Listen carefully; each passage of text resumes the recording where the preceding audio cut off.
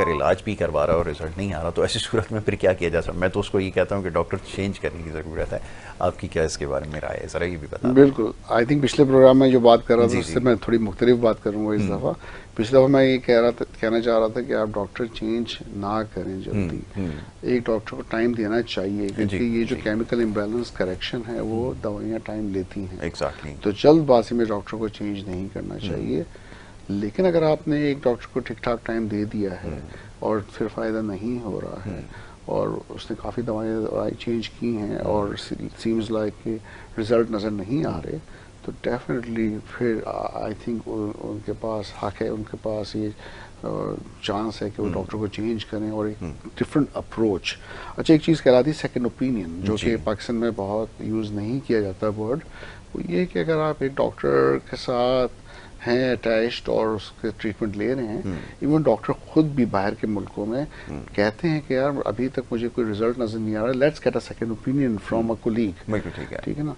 उसमें ये होता है कि एक और साइकाइट्रिस्ट या और साइकोलॉजिस्ट उसका एक ओपिनियन देता है, डिफरेंट एंगल से देखता है, उसको एक फ्रेश रिफ्रेश करता है, प्रॉपर इनिशियल एवेल्यूशन पूरी उसकी होती है, और फिर देखा जाता है क्या पता कि हमने कोई डायग्नोसिस ऐसा मिस कर दिया हो या कोई ऐसी चीज़ मिस कर दी हो जिसकी वजह से हमें रिजल्ट नज़र नहीं आ रहे।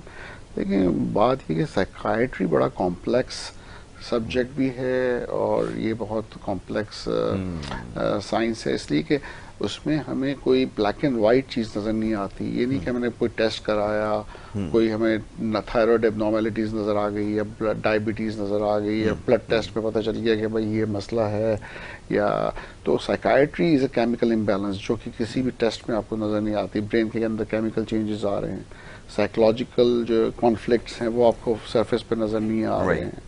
कई ऐसी पास्ट की चीज़ें हैं जो कि शायद सबकॉन्शियस या अनकॉन्शियस लेवल पे हो, इवन पेशेंट को भी याद नहीं हो। तो बात ये है कि इसको असेस करना इतना आसान नहीं है। अच्छे अच्छे साइकाइट्रिस्ट मिस कर सकते हैं कई चीज़ों को। तो आई थिंक डिफरेंट ओपिनियन लेना और डिफरेंट अप्रोच से डिफरेंट ट्रीटमेंट कराने से फ़ायदा हो सकता है। हो सकता है।